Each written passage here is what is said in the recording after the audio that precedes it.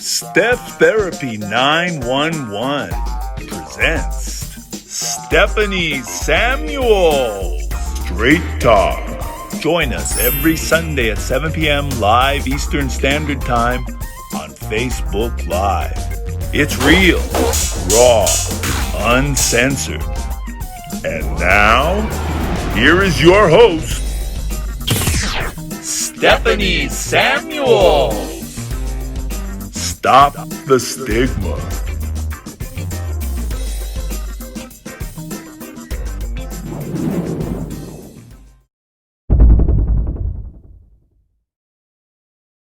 Welcome to Straight Talk, Stop the Stigma. I'm Stephanie Samuels, and today's a really cool day because I get to spend the next hour with truly one of my very favorite people, the whole world, who's looking mighty good today. So we'll wait until like all hell breaks loose in your background and what have you, which will be a typical Dawn moment. Anyway, so today's guest is Dawn Stevens. Dawn is the wife, now widow of Scott Stevens. Going to give you a little bit of background on Dawn, and she and I have had wonderful conversations for quite a few years, so we're going to let it flow. I think it's really important for all of us to be able to hear what she has to say, and cover a lot of issues that a lot of times people won't talk about, particularly after a line of duty death. So Dawn started her career in public safety in 1995 as a volunteer firefighter. You'll find that Dawn has a relatively non-traditional life, which is Dawn. She started working for the Lacey Township Police Department in New Jersey in 1996 as a Class 1 police officer. She started the Class 2 Police Academy, but injured her knee and was assigned to dispatch during rehabilitation. During that time, Scott, her soon-to-be husband, was also beginning his career in law enforcement, and they decided that having one officer was going to be enough in law enforcement, and that she was going to stay on as a dispatcher. She wore many hats while dispatching until she retired in August of 2015. She was the union president, trainer, TAC officer, emergency management, communications officer. She had met Scott, actually, when she was volunteering through the fire company. His parents and Dawn's had been a member. There was a 7-year difference, so when he came to the firehouse after she was 18 to visit a friend, they re-met, and as she says, the rest is history. Dawn was married for 16 years. I want to kind of give you it's an unusual situation in my years of doing what I do. This was kind of an unprecedented issue, which I think if you think about, on January 8th in 2015, Scott had an accident while Dawn was working alone with Lacey Township as a dispatcher, and her coworker had called out sick that day. And Scott did not pass until January 25th, 2015. I'm sorry, January 21st of 2015. So it was almost 3 weeks, a little less than 3 weeks. Was it done 2 weeks? Less than 2 weeks. But one of the things that had occurred, and Dawn, I want you to, I'll set the scene, but I think it's important that you actually share the information so I don't screw it up, is that Dawn was working as dispatcher when a call came in that day. And Dawn took the call as she takes all calls. And I will share with you that I was privy to the conversation that from that day. I was given the tapes from it. And it was very clear that Dawn is a take charge woman, knows how to dispatch, how to make sure that scenes are appropriately handled, and that that medical attention is given. So Dawn, go ahead if you want to set the scene for the day or what have you, for the morning or. Yeah, well, thank you for having me, first off. Absolutely, my honor. Initially, when you asked me to come on, I was, sure, no problem. And then I thought about it and I was scared to death. And then all I've been saying, and then even my son said to me today when I said I was nervous, he said, "You're just talking to Stephanie. It's nothing. It's nothing. It's fine." Steph. It's just Stephanie. So that's all I'm thinking is I'm just talking to you. It's just Stephanie. But on January 8th of 2015, my son was 10 at the time. My husband and I had a little routine work when I was working days at the time.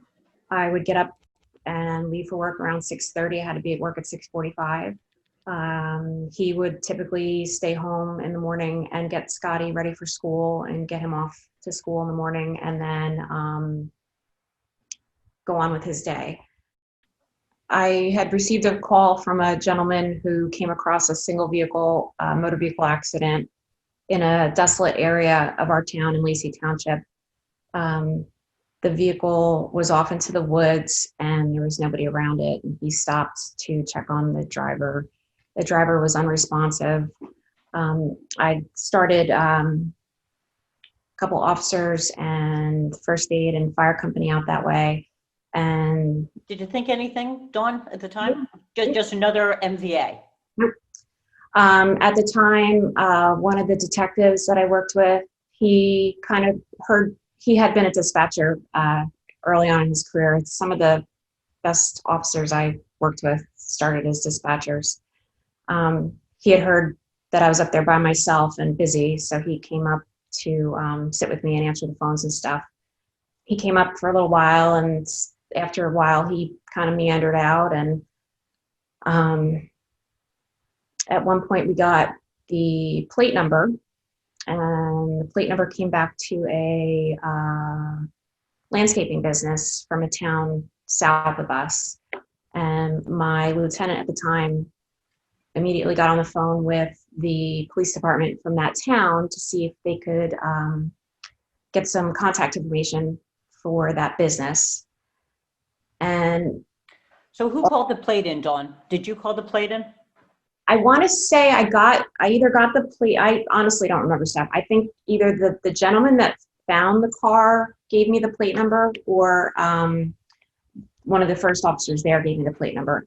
And you have to understand that my husband and I lived in this town our whole lives, grew up in this town, knew all the officers that we worked with. My husband at the time was assigned to the drug and gang unit, and he went to work every day dressed in regular clothes. He drove a car that would just fit in with any other car. The plates always came back to something that wasn't a typical police vehicle. So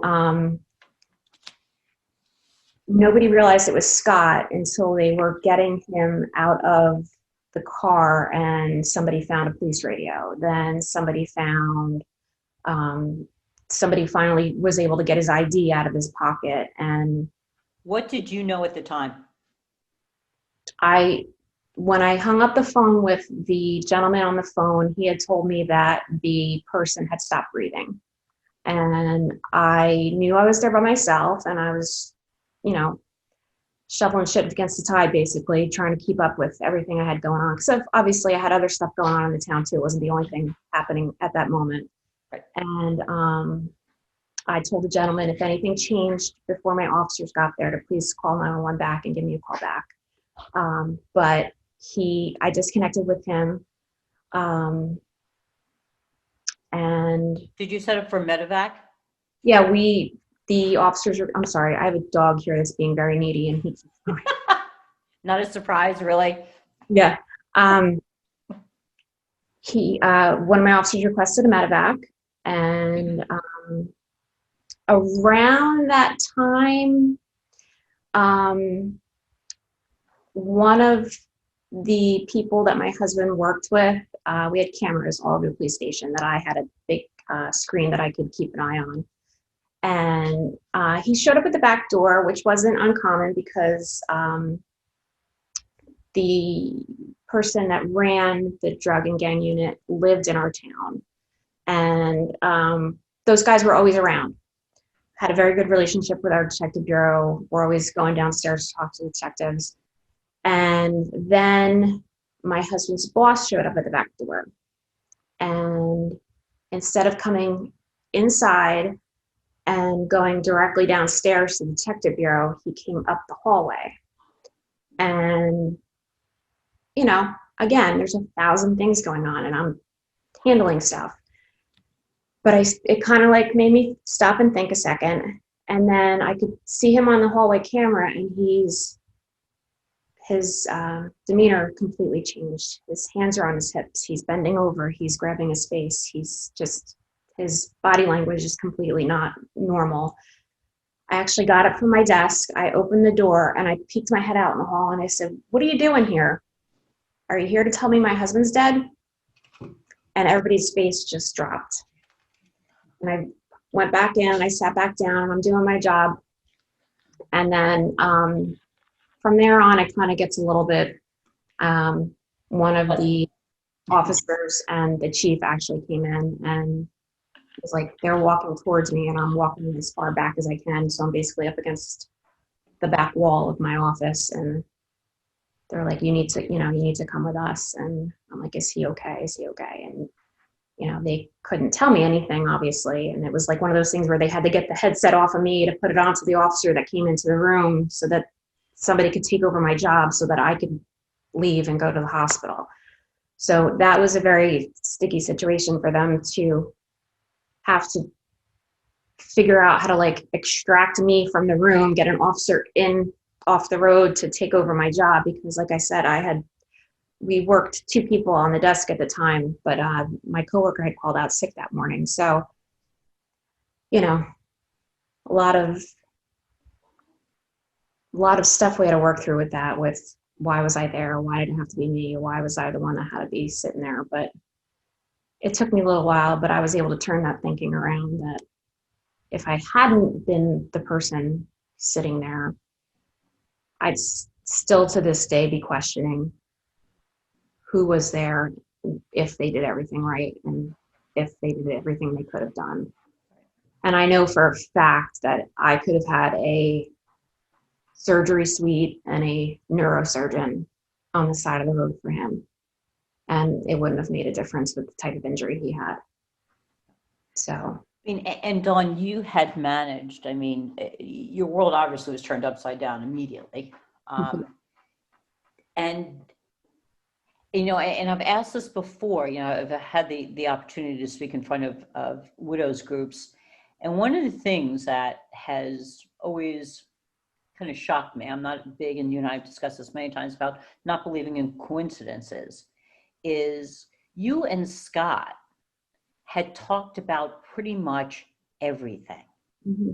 So what had been set up for that, oh shit moment, should it ever happen? And what did you know? Because it was amazing what had been discussed. And in looking back, can you look back over the month before Scott died or whatever period of time and reference a conversation or something that, then became, wow, that's really interesting that the timing would be, and then Scott would end up dying. Yeah. We talked about some pretty morbid stuff, doing what he did and what I did before he worked in the drug and gang unit. He was in the computer crime unit, which is a whole nother bag of worms. I don't know if we're going to get into that tonight, but we talked about a lot of stuff. I'm going to let you go there. I'm going to let you go wherever you're comfortable. Okay.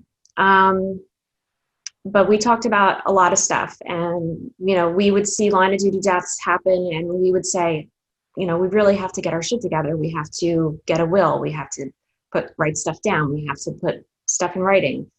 But we have always said, and I've said, and he's said, and, I don't want to be laying in a hospital bed. I don't want to be hooked up to machines. I do not want, that is not quality of life. I do not want to be a vegetable. And that's basically what it boiled down to with him. He was medevac to Jersey Shore Hospital on the 8th of January. He never regained any type of consciousness. He had a very traumatic brain injury.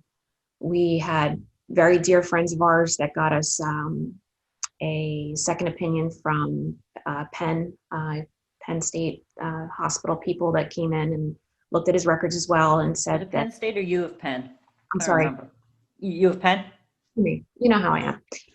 But they were able to give us the Widow same. brain. Baby brain. Oh, good. Hi, everybody. I called that one. I'm sorry. Sorry. We have a herd of dogs here. But they were able to give us the same. They said if we could transfer him here and give him a better care, we would in a heartbeat. But they are doing everything that we would be doing to support him. There's nothing that can be done. There's no surgery. There's nothing that can be done to help him get any better. We were faced with the task to either move to palliative care, which would have been basically making him comfortable and putting him on like a long-term life support and just basically waiting for him to die of some type of secondary infection or sepsis or some type of problem like that. Or we could take him off life support and let him be a organ donor, which we wound up doing. We wound up working with the organ donation people at Jersey Shore Hospital. And that wound up being such a beautiful silver lining through all of this. We found out so many people that Scott was able to help after he passed away. We actually heard from one of his kidney recipients about 2 years after she received his kidney. And then both his kidneys stayed in New Jersey. One went to a man in his 30s, one went to a woman in her 30s. And then we received a letter that his corneas went to a man in the town. Oh, wow. South of us. So we live in Lacey. A man in Waretown, New Jersey, got a sight restoring surgery with Scott's corneas. So you hear about people being organ donors and their organs and tissue and stuff like that going all over the place. And you hear about, oh, this one went to California here. His stuff stayed local. And like, I can't help but think to myself, there's a man that I could possibly be seeing in the ShopRite that's walking around with my husband's corneas that can still see, the sunrise. And maybe he goes to my son's football games and watches my son play football. I don't know, it's just. So that was the other thing. You had to figure out how to navigate. You had a son. Yeah. And Scotty was how old at the time? He was 10, just turning 11. So what we know about children in concrete operations is 10 is about the age that they understand the permanency of death. Yes. So it's also kind of figuring out how to take care of him.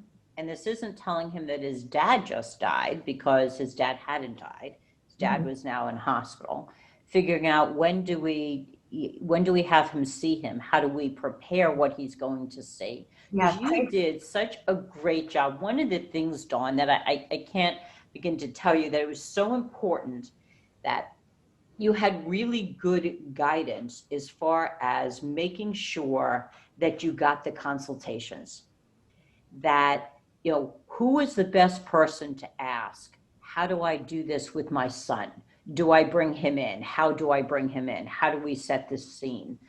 Do I get a second opinion? How do I include in-laws? How do I, deal with all of these extraneous variables? And as we all know, when it comes to line of duty deaths and officers injured, there are just tons of people. That was another thing. Jersey Shore Hospital was amazing in the fact that they have a child life specialist team. I would assume that they're typically reserved for kids that are in the hospital and trying to navigate sickness and injury that the kids are there for. They were brought in to help us with Scotty navigate seeing his father in such a scary situation. You know, the amount of equipment and machinery that was just behind Scott in the hospital room, just to keep him going, was amazing. Scott had one of his friends, thank God for my friend Carrie. Everybody needs a Carrie. Everybody needs Carrie. I can vouch for everybody needs a Carrie. If you ever have to go through anything like this in life, everybody needs a Carrie. She was with me from minute one through everything, and she kept her daughter. Yeah, she kept her daughter home from school. Her daughter was a year older than my son, and they were basically like cousins from the time they were born, you know. And she kept Kaylee home from school when Scotty needed a little extra support and love. And, you know, we had this woman, Samantha, from the child life specialist team that would take them on scavenger hunts through the hospital and let them build these creations out of all this medical gear and, you know, all this stuff that she would do. And then one day we were sitting there in the family room. We basically took over. It was, I felt I would always apologize to any of the other families that came out. I'm like, I'm so sorry, because there was always 20, 30 people there, because it was people that my husband worked with, people that I worked with, all of our family and friends. You know, everybody just wanted to be there for us, even though people couldn't see him. We could only see him 3 times a day, and it was only for like 15 minutes.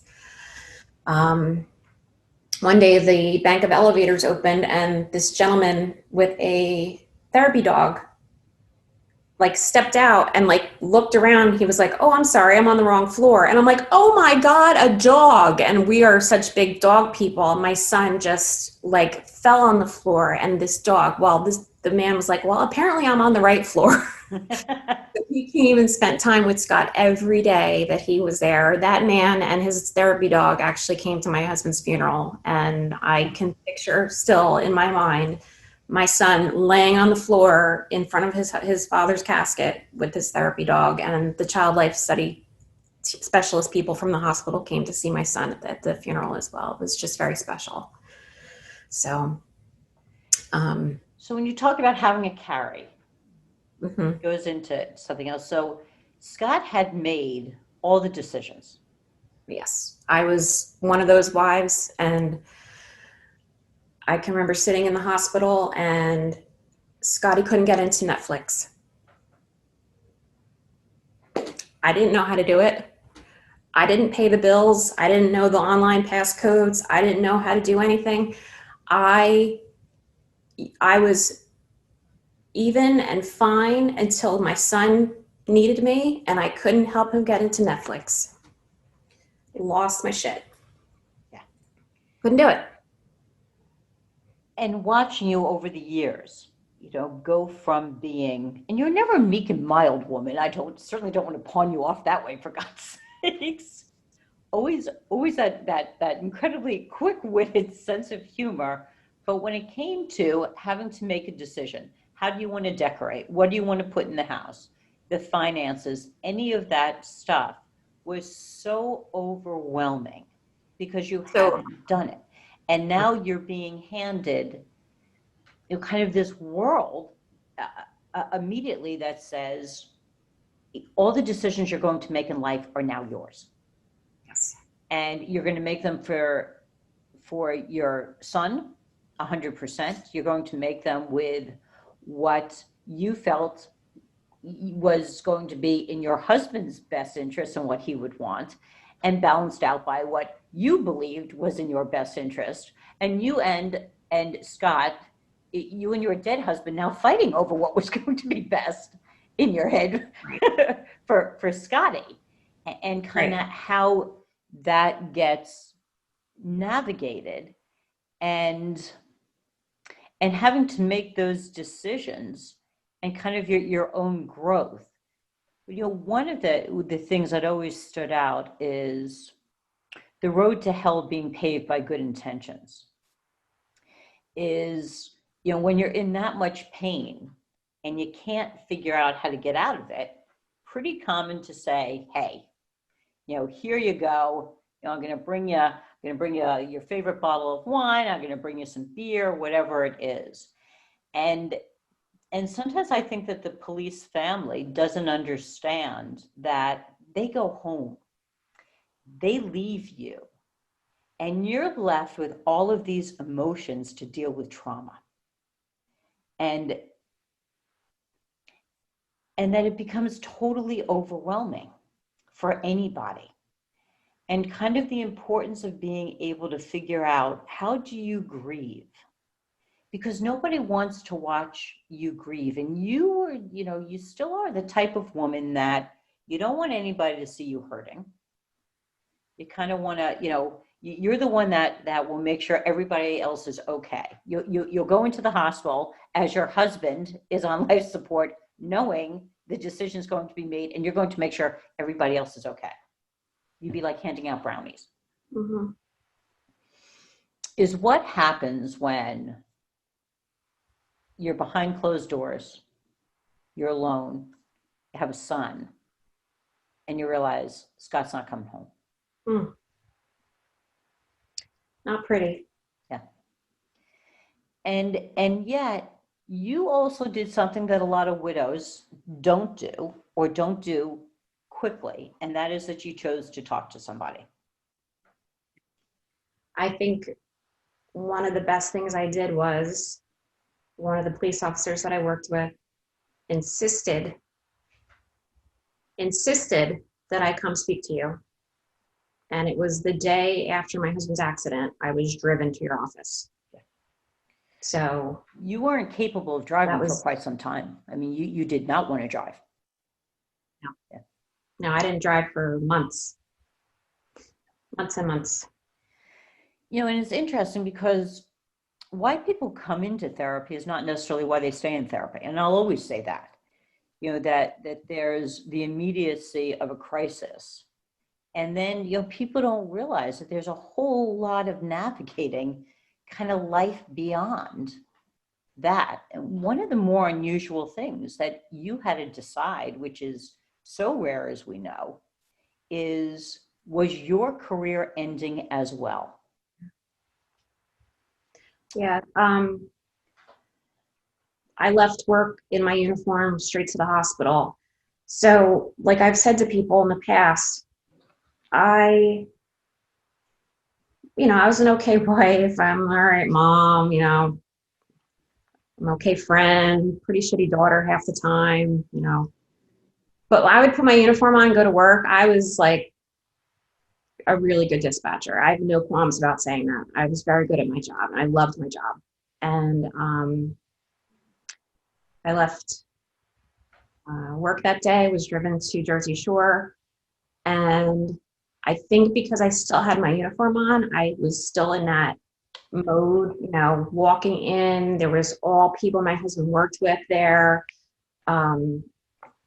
It's very surreal. And we were able to get my mom to go and pick my son up from school because we were afraid that he might hear about it.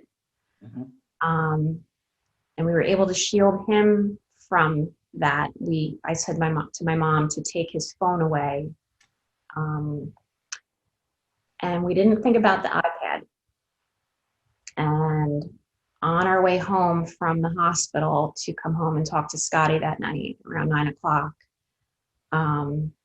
he had his iPad and had apparently, in the house with the Wi-Fi, one of the messages that was meant for me was on his iPad.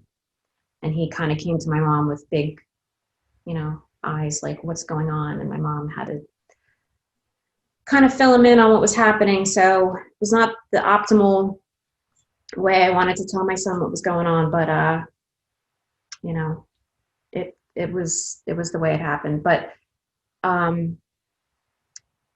so January 8th was the accident, and August 1st is when I officially put in for retirement. A lot went on during that time. some of the people I worked with donated some of their time to keep me out longer than I had time to stay out for. I just really had thoughts that I really doubted my ability to even do my job anymore. And a couple months after Scott's accident, two of the officers that I was very friendly with, still, very friendly with, were involved in an incident. And I got a call like 3 or 4 in the morning to tell me that there was an incident, that the officers were at the hospital, but they were okay. And it was like right then that I realized that I didn't think I'd be able to return to my job, because I couldn't like handle the fact that they were telling me something happened and I wasn't even there. You know what I mean? I couldn't. And until I got to see the officers and like physically put my hands on them, give them a hug, and know that they were okay with my own 2 eyes, it was not. You really labored over that. I mean, that was. Yeah, I loved my so job. difficult. I loved my job. And the other part is, before all this, you had kind of had a fantasy of being a stay-at-home mom. I mean, that was something that you had, like, it kills me listening to you say about, you're an okay, mom, or bullshit. I'm calling bullshit, because you are an amazing mom, because you're a real mom. You're not one of those, rainbow and puppy moms. You're just, you're real, you're funny as hell.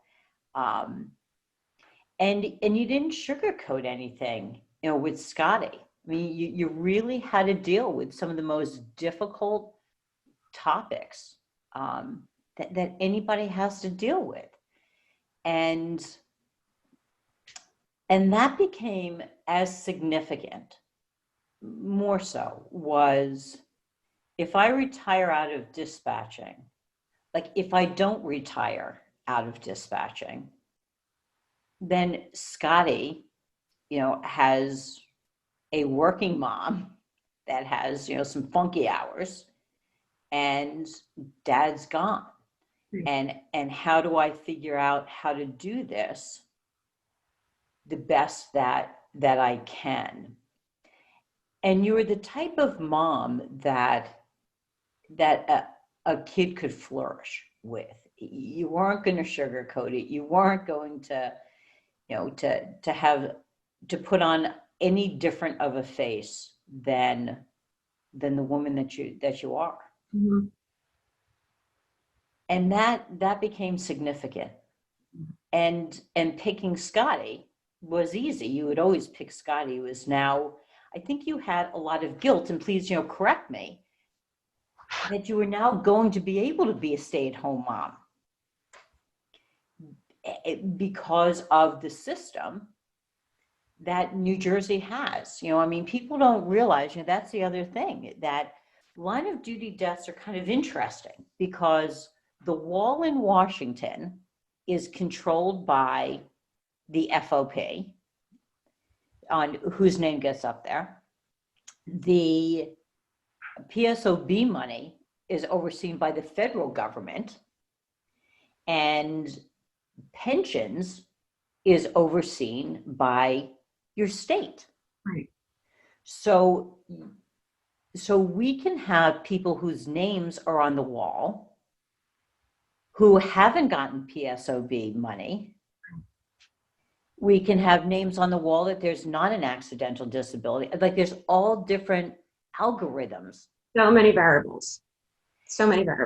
And it's difficult. And yet with you were given not only those, but now came the most interesting part, was we were now going to be retiring you from your public service position as a dispatcher. Now, should you have been a dispatcher in Galway, you would not have been able to pension out, because the incident, the reason that you were able to get a pension was because it was you that took the call. And I remembered the decision being made to send the audio tape to pensions. And I remember you very distinctly saying to me, you remember what you asked me to do? Yeah. Go ahead. You could tell me, I wanted you to listen. Well, I wanted to listen to the tapes, but you wouldn't let me. But I wanted to make sure, I wanted to know if we could hear anything on there of Scott. Well, I would let you listen. You wanted to, I mean, it was just a matter of, was there anything on there? Right. You didn't think the benefits outweighed the risks, basically. You didn't want me to subject myself to that again. There was nothing on there. Right. There's nothing on there. I mean, but you also wanted the person's name, because you Oh, wanted, yeah. Yeah. that was the most, yeah, you wanted two things. You wanted to know if I'd listen, that if there's anything with Scott, which there was not, and then you wanted to know that individual's name, because what did you want to do? I wrote him a letter.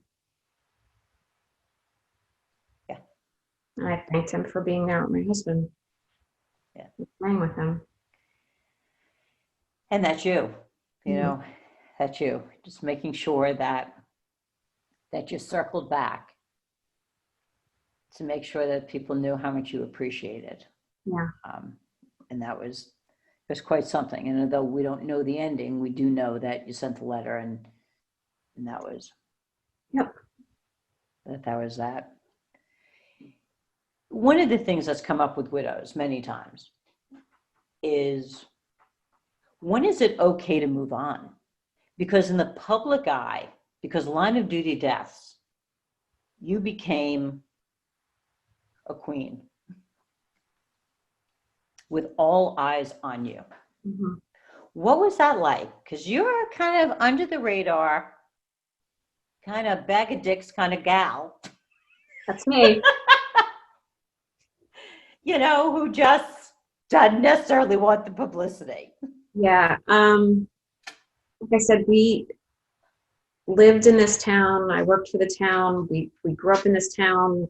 You know, small town mentality where when this all first happened, if I didn't have my people, if I didn't have Carrie and you and people that were talking sense into me, I wanted to pull Scotty out of school, get an RV, get all the dogs, all the tattoos. I wanted to have a baby. I wanted all this crazy stuff. Like, I just wanted to just take off, drive off into the sunset. I'll teach him in the RV, you know.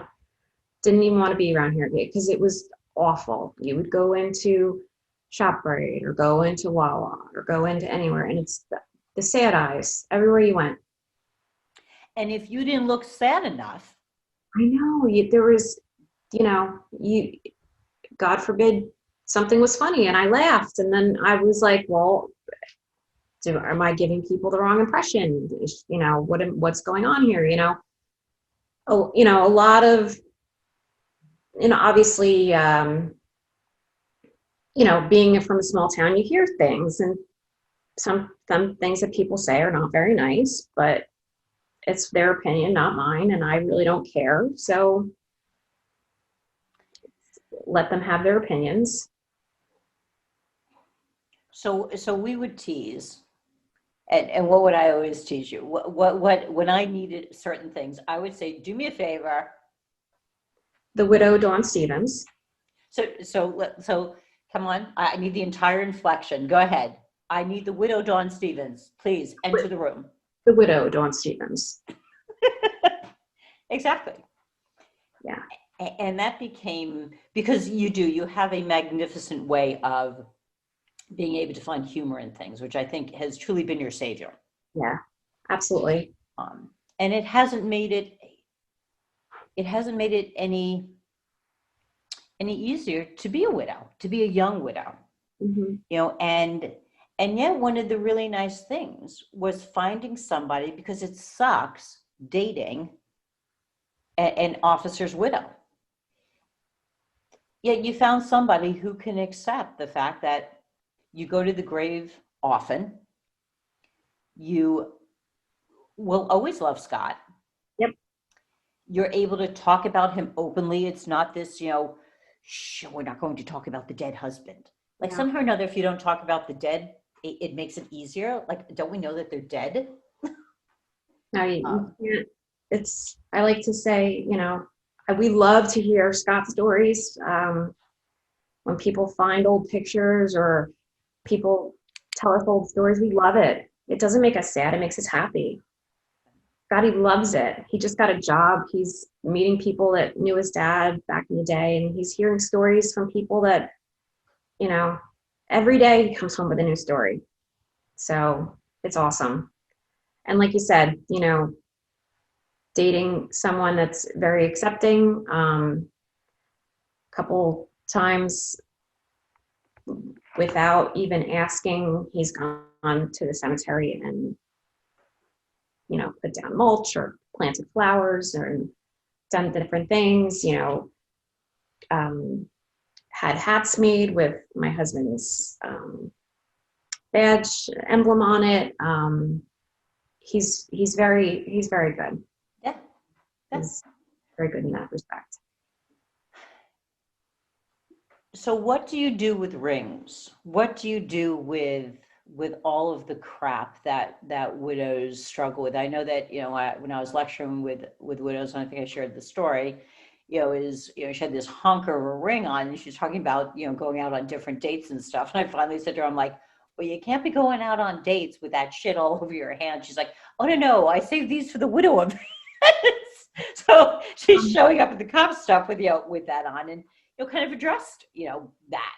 I wound up taking off my wedding ring and my engagement ring set thing and putting it away to give to Scotty when he would like to have it someday.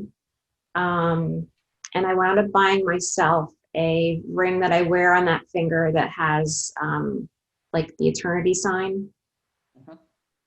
Just something I wear because I think it's nice that I have it there and I know what it means, and it's, but I keep Scott's, Scott had given me a badge with his shield with his badge on it. The date is, and I'm getting to the point where the almost 44-year-old eyeballs need glasses, but I'm refusing to do it. 2012, he had given me this for Christmas. And it says, always with you on the back.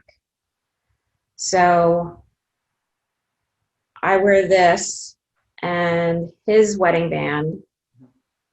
And he had gotten a St. Michael medal from a victim of a case when he was in computer crimes that he had always kept. And I put it on there, and I wear this. I wear this a lot. I had it on the original chain that he had originally had it on, and I got a longer chain maybe 2 years ago. But I don't know. I just kind of feel like I always have them with me when I have it on. And I think I think it's so important for people to understand there's no right way or wrong way of grieving. Grief is very personal. It is as individual as a fingerprint. I like to tell people, grieving ain't easy. They should put that on a shirt because everybody's road is different. Scotty and I's journey is different than other people that we've met along the way. I really try to be the silver lining person with everything. We've met so many families of fallen officers over the years because of COPS, which is Concerns of Police Survivors. They're a national organization that help the families, the surviving families, and I'm not just talking wives and kids, I'm talking brothers, sisters, mothers, fathers, co-workers. They take care of everybody. they help the families navigate everything. They have wonderful retreats and classes and all sorts of stuff all throughout the year. Unfortunately, with COVID this year, everything got canceled. They have kids camp for a week for the kids every year, and then every year we do a spouse retreat in September, but that got canceled for this year. We're supposed to be doing it virtually.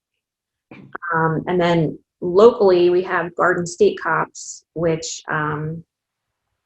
they will mobilize when there's a local line of duty death.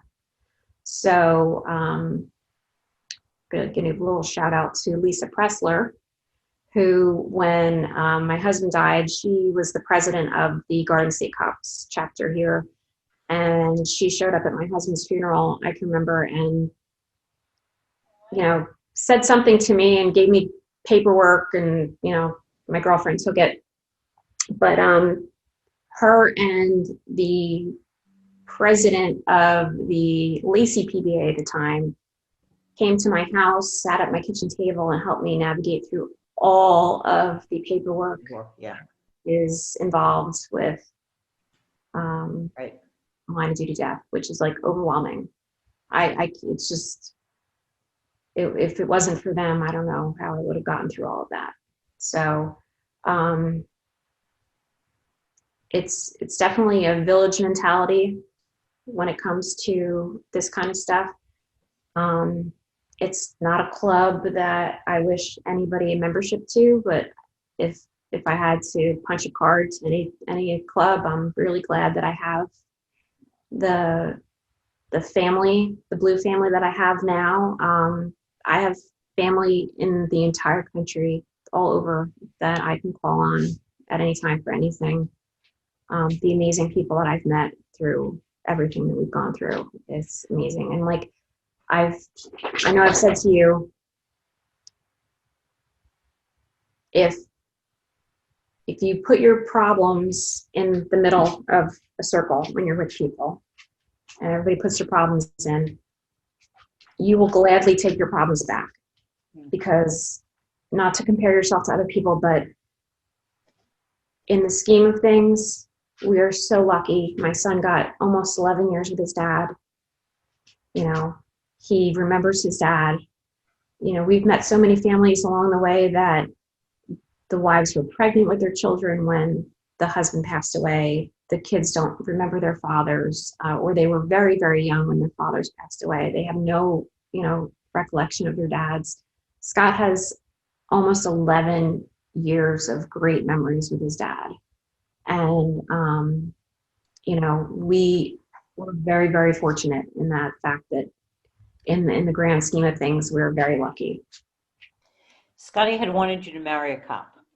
Yes. So in one of our little family sessions that I, and Scotty had together, I sat back and tried to remain as calm as possible as you and Scotty had a little conversation.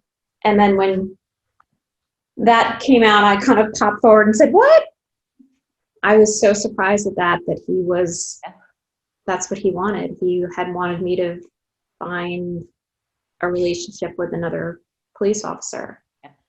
And he indicated that it was for, you know, feeling safe and being taken care of, and that whole for you to be taken care of, like that this would be what he wants for you, so that, you know, in some ways, so that he could now kind of relax. Mm-hmm. And yet it was a great perspective, because at that moment you hadn't had that perspective coming from his eyes, Mm-hmm. and he in return did not have the perspective that you now gave him. And your comment was, I didn't want to subject myself to that again. I didn't want to be waiting for the, you know, person to come home from work and hear the Velcro and the whole, you know, I didn't want to be that wife again, waiting for the officer to come home from work and worrying if they were out on the job, if they were going to come home, you know? yeah, it's just is a really interesting perspective. You gave me so much. One of the things I remember after the Dallas shooting, which was then 2016, July 7th, I remember your words, and we were talking about something, and you said, there's 5 new widows that I'll be meeting this year. And I hadn't, it's just, again, it's that perspective, that your world changed and that you think about that. And that wasn't obviously, what I was thinking about. It just hit me square between the eyes of like, my God, and that Scotty was going to be meeting new kids, like all that, the carnage, the true, unseen, unspoken for most of the time, carnage that gets left behind. And when you go down to the wall, in that first year is really the only year where you've got all the widows that are sitting in front of the stage or what have you when names are called out. So it doesn't seem like it's so much. And yet when you walk the memorial, and I remember one of the officers just making, who does the Unity Tour every year, he just made such a profound statement. And he said, this is the only memorial down here that will never be complete. And that's a very sad truth. And I just thought, I had never thought about that. I never thought about, the Vietnam War, horrendous, but over with. The names aren't being added. World War II, like everything else down there is done. And yet to have to make arrangements for years and years and years from now, where does it go? Where do the names, get put? And it's just, it just kind of, and I think that really came to fruition also when you said, there's 5 new widows that I'm going to be meeting. What do you think in hindsight? What do you think helped you the most? What do you think helped you the least? And maybe not the one, but, kind of, the few things. Well, definitely finding someone like you. I'm not saying, It does not have to be me. Absolutely. Just somebody who gets it. And little side note, when and if you're looking for someone, you are basically, you're shopping for someone. You're, it's a purchaser and if you're not happy, find somebody new. When Scotty was having, I insisted that he go speak to somebody. He didn't want to go. He didn't want to go. So basically I made the appointment. I got him in the car, and on the way there, I told him where we were going. He was not happy with me, but I digress. He stuck with it, and he finally, the woman sat me down and said, we're not a good fit. He's just sitting there. I'm not getting anything out of him, fine. So with my COPS people, some of the Southern moms were telling me that their therapists for their children were more of a hands-on type of people, where instead of just sitting next to each other, across from each other, the traditional type of non-traditional, where they were taking their kids out to shoot a BB gun and talk, right, or going to play basketball and talk, or going to throw a fishing pole and talk. So Stephanie put it out on her listserv, and we found a therapist for Scott that was willing to take a walk on the beach and talk, go out for lunch and talk.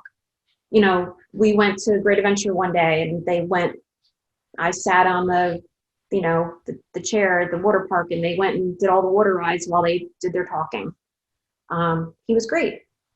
I also found a group for Scott that was not law enforcement related. It was just a grief support group for children. They are wonderful people. There's so many resources out there if you just look for them. And it's understanding what you need, what your son needs, and knowing that, it can fit. The worst thing in the world is to try and fit a square peg into a round hole because everybody says, well, it fit for me, it fit for me. Well, damn it, it's not fitting. Move on. Yep. And a good therapist would absolutely say, I will help you find somebody who's a better fit than I am. And that one woman did truly a solid, what every therapist or professional should do, which is, this isn't working, and I want to make sure you and your son get your needs met, because that's who it's about. Yes, absolutely. So if you could redesign the things that didn't work well, that you wish maybe the department knew, and you could design kind of a how to help a family, what would you have done differently or asked people to do differently? I know for me, I have an issue with bringing over alcohol. Not that people necessarily have an issue with alcohol. It is a central nervous system depressant that you're putting into an already depressed body, and is awesome when it comes to helping with sleep, numbing up, and all the things, having nothing to do But with. when you wake up and you sober up, guess what? They're still dead. They're still dead, and you still have to deal with what you have to deal with. And there's no going around it. You have to go through it. There's no avoiding it. If you just keep avoiding it, it's just going to get. So what would you ask somebody to bring? If you now get a phone call, there's a widow, and the department calls you up and says, Dawn, we need your help. How do we handle this? What do we set up for this family? From soup to nuts, what do you tell them? Honestly, like I said, met a lot of people along our journey here, and I've heard some great stories and I've heard some horror stories. We were very lucky. They knew we had a house full of dogs. They took care of getting somebody in to take care of the dogs whilst we were in the hospital, and I didn't have to worry about anything. My girlfriends, God love them, they didn't come over with a bunch of food and stuff. They put their money together. They got somebody to come clean my house. And it wasn't just one or two times. It was like for months and months and months. Cutting the lawn. Yeah. Come cut. You know what else? Scott died in January. People were showing up. People were fighting over to plow our driveway. It was like, who could get there first, and when it snowed. It was great. Practical stuff that needs to be done, and not the grand gestures. People, it's lovely to have GoFundMe pages, but you need some concrete stuff immediately. And being able to have, those carriers in your life, the people who, fit. And you have different people that meet different needs. And what you find, particularly in line of duty deaths, is everybody wants to know the widow Dawn Stevens. Oh, I knew Dawn. Oh, I know Dawn really well. I was really close with Scotty. It's like a goddamn bus accident where, people that were walking in the street jump onto the bus and I saw the bus, I got hurt too. Mm-hmm. And that becomes also really disheartening for you as the widow, is to listen to these people telling stories of how close they are either to you or your family, who you know little about. You got that one. Yeah. But you know what? I know the truth, and my son knows the truth. So at the end of the day, that's what matters. I don't lose any sleep over it. Yes, I know that. One other thing, because I know we're probably going to be wrapping up soon. One other thing I wanted to discuss. I have gone to the police academy with another widow friend of mine. She was in the fiance capacity when her officer passed away. So we have very different stories. Right. And I implore people, officers that are listening right now, whether you're a new officer, whether you've been an officer for 30 years, make sure your beneficiary information is correct and up to date. So if you are a 20-year-old officer getting hired and you put down your mother as your beneficiary, and now 5 years later you're engaged and you don't change your beneficiary information, You know, you have to take care of who you want to be taken care of. Right. And that needs to be, you know, unfortunately, what's on paper is what's going to be followed. And, you know, we were fine beneficiary wise in our department. But like I said, my friend who was the fiance at the time, she had a terrible time with her fiance's mother. Basically just got locked out of her house, and Yeah. you know, nothing. There are so many stories, and it goes beyond just that line of duty death. You know, it's all that's the tip of an iceberg. It's all the stuff that lies truly beneath that water that is so cold, Yeah. so unsettling, and that's where the lethality is.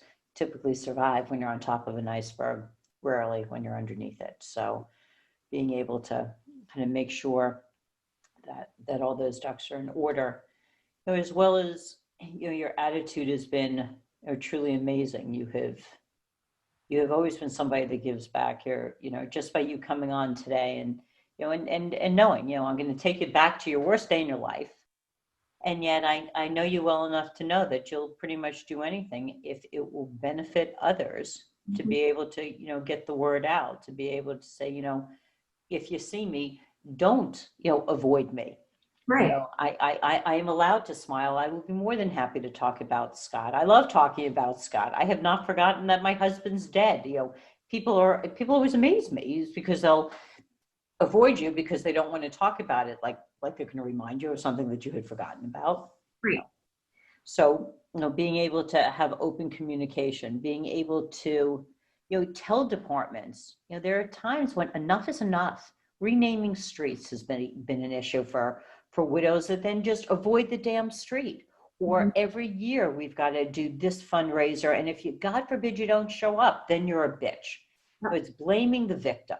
It's like, no, departments need to be able to ask the widows and the family, is this causing you more pain than good? Because the road to hell is paved by good intentions. Everybody wants to show you how much they're honoring and how much they love, you know, that officer. And yet they don't think about what it was like for the officers that were on that scene that day, those that still continue to do that job, you know, the family members that, you know, that their world stopped that day.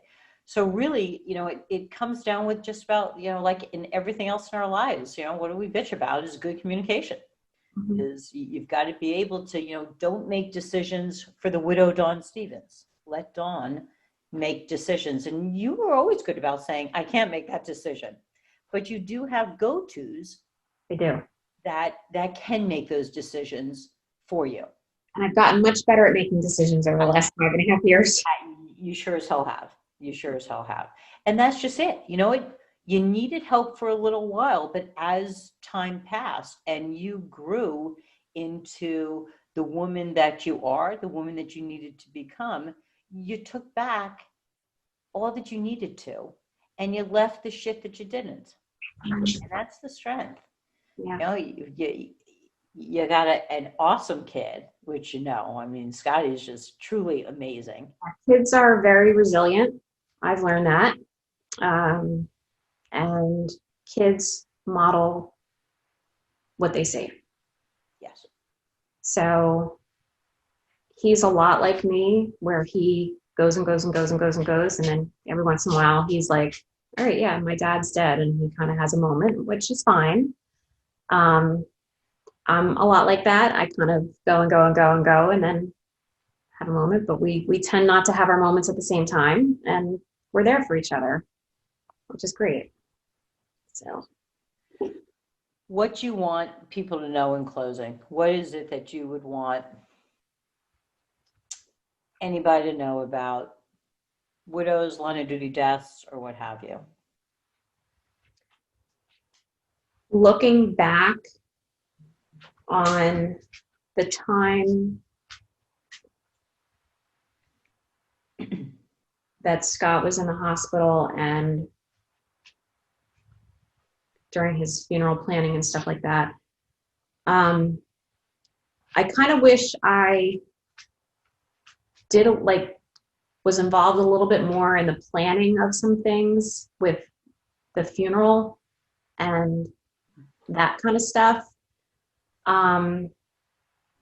It was a lot. It was very, obviously just big, you know, it was a lot. But you know, we got through it. It's just, it's such a blur. It feels like so long ago, but it also feels like yesterday when I think about it. Yeah.